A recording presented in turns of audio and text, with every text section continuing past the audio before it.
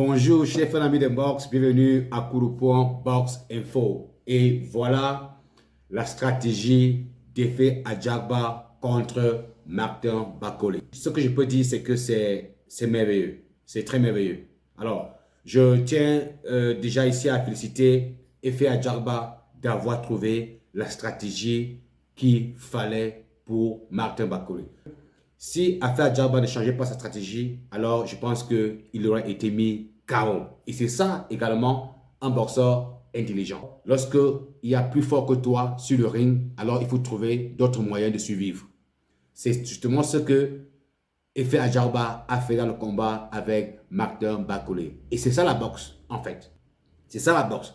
Parce qu'en fait, le regard du néophyte voit que Efe Ajagba a fui le combat, mais Efe Ajagba n'a pas fui le combat. Il a tout simplement compris que Martin Bakole était plus fort que lui et alors il fallait trouver une autre stratégie. Vous vous rappelez bien, avant le combat et lors de la presse de conférence, Efe Ajagba a fait comprendre aux fans de boxe que c'était lui le plus dangereux. Mais il a vu qu'en fait, sur les rings, Martin Bakole était plus dangereux que lui. Alors il fallait justement trouver un autre moyen, une autre stratégie, un autre plan de jeu pour pouvoir s'en sortir dans ce combat. Et c'est ça justement un boxeur intelligent. Et je suis impressionné par la stratégie adoptée par Efe Ajagba et son coach. Parce qu'ils ont lu, si vous avez vu le combat commence bien. Efe Ajagba réussit à faire atterrir ses droites sur Martin Bakole, qui n'avait pas encore pris la température du combat. Maintenant, lorsque Martin Bakole casse effectivement la distance, parce qu'en fait, il faut comprendre que lors des premiers rangs, Efe Ajagba n'utilise pas trop de mouvements sur le ring. Alors, il est une cible pour Martin Bakole. Donc, Martin Bakole a justement une opportunité de s'exprimer. Alors, et on a vu que lorsque Martin Bakole s'exprime, c'est un danger. Alors, le chaos pouvait arriver à tout moment. Alors, maintenant, ce qui est bien, le coach d'Efe Ajagba est très bon. Parce qu'il a bien lu ce combat. Alors, il a demandé à Efe Ajagba de chercher, n'est-ce pas, à faire le sting and move de Muhammad Ali. Voilà. Efe Ajagba s'est transformé un peu en Muhammad Ali. C'est ça qui l'a sauvé. Parce que là, s'il restait corps à corps avec Bakole, je ne pense pas que ce match-là on aurait pu avoir les 10 rounds. Et c'est ça justement la force d'un boxeur, c'est-à-dire l'intelligence d'un boxeur sur le ring. Et félicitations encore une fois de plus à Efe Ajagba. C'était une autre version de Efe Ajagba que j'ai vue samedi. Et bravo à lui et à son équipe. Vraiment, ce n'est pas la faute de Efe Ajagba si le combat a été difficile parce qu'Efe Ajagba devait trouver les moyens autorisés, n'est-ce pas, par l'âge de la boxe pour pouvoir ne serait-ce avoir un nul. Parce que si Efe Ajagba ne s'ajustait pas, on n'aurait pas pu avoir un match dans ce combat. Donc, c'est vraiment ça la boxe. The sweet science of boxing. Utiliser pas les jeux de pied, le ring, essayer pas d'éviter les coups. Parce qu'en fait, la boxe, c'est quoi? C'est de donner des coups et ne pas en recevoir. Je pense que la question qui est plus dangereux entre les deux boxeurs, qui est le boxeur le plus dangereux, a été répondue dans ce combat parce que, en fait, Efe Ajagba a compris qu'il ne pouvait pas se tenir corps à corps avec Martin Bakole. D'accord? Il a pris donc une autre stratégie qui est une bonne stratégie en fait en boxe. Alors Efe Ajagba s'est ajusté. Efe Ajagba a commencé à utiliser le ring avec son jeu de pied, puis sting and move, sting and move, sting and move. Et justement, Bakole qui est encore venu lourd parce qu'en fait, il a fait un effort de réduire sa masse corporelle, mais cette masse corporelle était encore énorme. C'était le même poids qu'il avait lorsqu'il a combattu Carlos Takam. Dans ce combat, il était lourd. C'est juste que Carlos Takam n'avait pas cette allonge et puis ce jeu de pied que Efe Ajagba a montré au monde de la boxe. Alors ça, c'est très bien parce qu'on comprend que Efe Ajagba est un boxeur qui évolue, qui commence progressivement à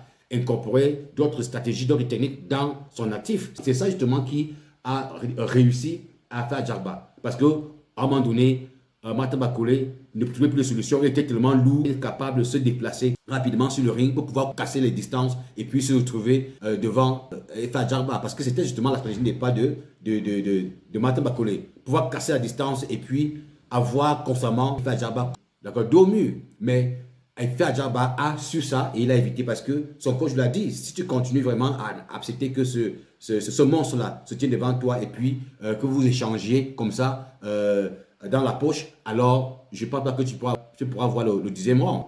Les gens ont l'impression que Efe Ajagba a fait le combat, mais Efe Ajagba n'a pas fait le combat. Efe Ajagba s'est effectivement réajusté parce qu'il a su que, en fait, la déclaration que j'ai faite là pendant la presse de conférence, qui est le plus dangereux, en fait, je ne suis pas plus dangereux. Le plus dangereux, c'est ce Martin Bakole, parce que s'il me tient devant lui, je ne pourrais vraiment pas voir le 10e round. Et Efe Ajagba s'est effectivement ajusté. Alors, cela vous dit quoi? Il faut aujourd'hui donc qu'on réfléchisse sur l'avenir de Martin Bakole. Ça, c'est très important. Il faut réfléchir sur l'avenir de Martin Bakole. Parce qu'on a l'impression que Martin Bakole est un boxeur bourré de talent. D'accord? Il est bourré de talent, mais il y a un problème d'indiscipline. Il y a un problème d'indiscipline parce qu'en fait, après le combat, son coach a accordé une interview à Ring Magazine. Et lui-même, il s'est dit déçu par les performances de Martin Bakole. Je pense que tout le monde a été déçu par les performances de Martin Bakole. Parce que Martin Bakole, on ne peut pas comprendre que vous avez cet esprit de champion. Vous voulez devenir champion, mais vous n'accordez pas une attention particulière à votre régime alimentaire, d'accord, à votre mode de vie. Parce qu'il est incompréhensible que depuis le combat de Dylan Anderson jusqu'aujourd'hui, que Martin Bakole soit ballonné. Ça veut dire qu'il passe tout le temps dans son frigo, d'accord. Et lorsqu'on veut devenir champion, on a une discipline. On a un régime alimentaire. On ne se permet pas d'avoir des proportions incommensurables comme celles que nous observons avec Martin Bakole. Parce qu'il a travaillé énormément dans la gym, certes, mais il n'a pas pu, n'est-ce pas, il n'a pas pu perdre suffisamment de poids pour pouvoir être assez mobile. Cela nous rappelle le combat entre Anthony Joshua et Andy Ruiz.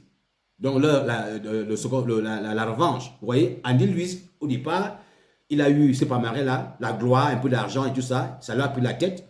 Et puis, il est devenu gros comme un magasin. Quand la ring n'est pas ça, il n'arrive pas à se mouvoir sur les rings. Et puis, Anthony Joshua utilise la même stratégie que Efe Ajagba. Donc, c'est un move.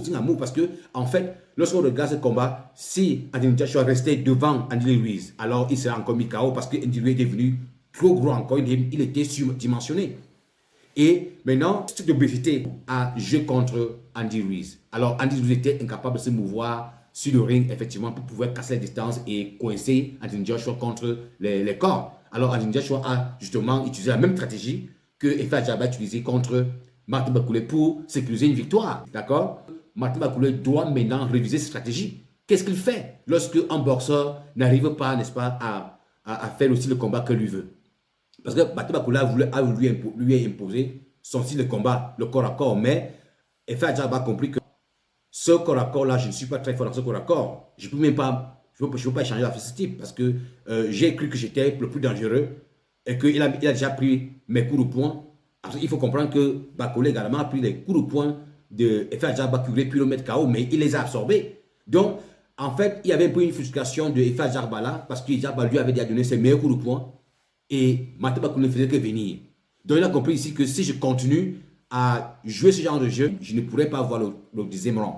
Ce que Efe Ajagba fait, il réajuste sa stratégie avec son coach. Mais entre-temps, Billy Nelson ne trouve pas de solution pour Martin Bakole.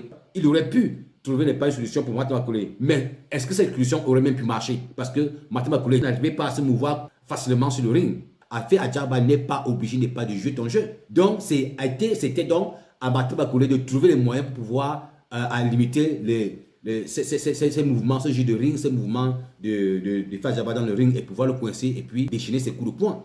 Donc, il y a donc un problème de discipline avec Martin McCauley. Et je pense que le parcours de Martin McCauley vers le titre devient un peu incertain.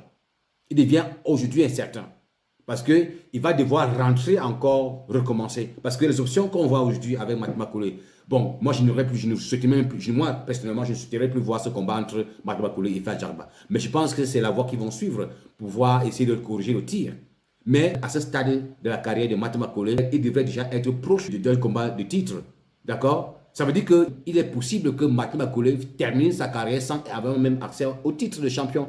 Je pense que Martin McCauley ne soigne pas suffisamment son style de vie. C'est-à-dire que ses entraînements, son régime alimentaire. Parce qu'il faut comprendre, parce qu'un champion comme Floyd Mayweather, la raison pour laquelle Floyd Mayweather est resté en forme jusqu'aujourd'hui, même lorsqu'il vieillit, c'est parce que Floyd Mayweather n'avait jamais pris de l'alcool, il n'avait jamais pris de sucreries. Alors, il était toujours, chaque fois, dans la gym, en train de travailler. Mais il y a les moments où Martin McCauley, lorsqu'après un combat, il s'empiffre, il devient gros, il se charge pondéral, donc il a du mal à se débarrasser. D'accord? Donc après les matchs, il va en vacances et puis il prend un poids vraiment inacceptable en boxe. Ça fait que lorsque les combats sont rapprochés, il n'arrive plus à trouver, il n'y a pas suffisamment de temps pour pouvoir réduire ce poids-là au poids normal qui lui permettrait justement de se mouvoir facilement dans les rings. Et c'est ce qui est arrivé à Martin McCauley. Martin McCauley n'a pas perdu ce combat parce qu'il était le plus faible boxeur dans ces rings-là. C'est parce que justement Martin McCauley est encore venu avec son poids qui n'a pas suffisamment réduit dans la gym. Et je pense qu'à un moment donné, Martin McCauley doit penser même à changer son coach.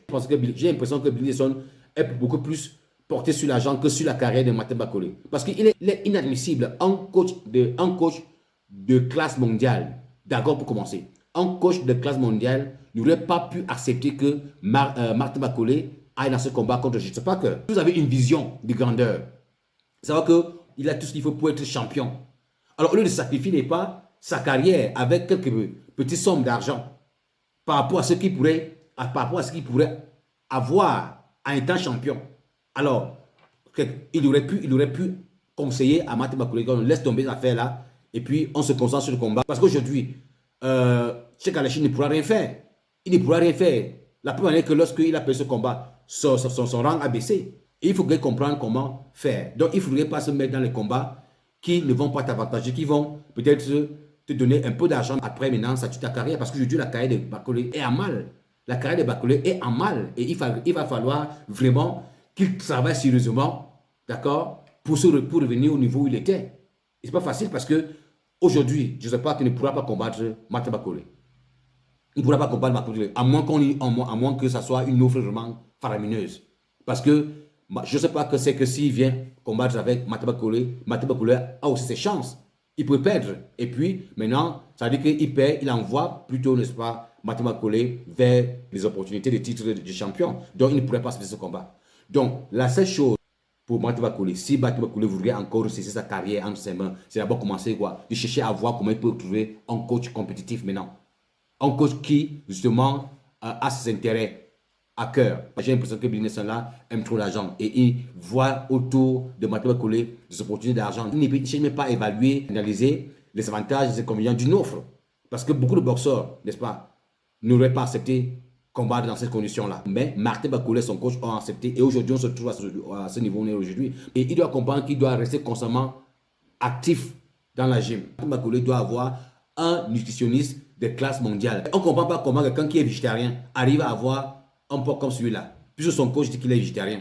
Mais sauf qu'il n'a pas pu casser la distance lorsque Efa Jabba a commencé à tourner autour comme un papillon, voler comme un papillon et puis piquer comme une abeille. C'est justement la stratégie que Efa Jabba a utilisée, la stratégie de Mohamed Ali de Barreau. Donc, piquer comme une abeille, voler comme un papillon. Martin McCauley aurait pu trouver une solution à cette stratégie s'il avait été plus mobile. Il a cette aptitude à casser la distance. Et comment est-ce que donc tu vas combattre Usyk, qui a plus de mouvement de pied, qui a plus de mouvement dans le ring, si tu n'arrives pas à casser la distance avec quelqu'un comme Afia Jarba, avec ce poids-là, il est délirant de penser que tu vas aller sur le ring combattre avec Usyk. D'accord? Martin McCauley est bourré de talent, mais il passera à côté de l'histoire de la boxe en Afrique à cause de son indiscipline. Il gonfle entre les matchs. Ce gonflement entre les matchs montre simplement que c'est de la négligence.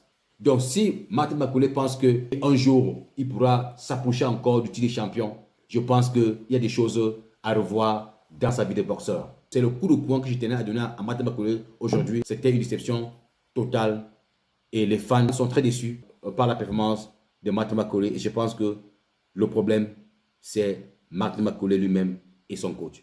Donc, solution, Martin Bakole a travaillé sur sa personne lui-même, doit voir s'il doit continuer avec ce coach Bill Nelson. Que Martin Bakole développe d'autres stratégies, n'est-ce pas, alternatives. Et justement, il doit savoir qu'avec Bill Nelson, ils doivent savoir que lorsqu'ils vont en un combat, il faut un game plan. Et Fer Djaba a dit au monde entier qu'il va appliquer son game plan. Et on a nulle part on a entendu Martin Bakole parler de game plan. C'est comme si Martin Bakole et Bill Nelson sont allés dans un combat sans game plan, sans plan de jeu. Parce que justement, ils avaient un plan de jeu. Il y a un plan de jeu A, un plan de jeu B. Alors, Fer Djaba est venu avec un plan de jeu A et B. Le A n'a pas marché, alors il s'est replié sur le B et ça a marché.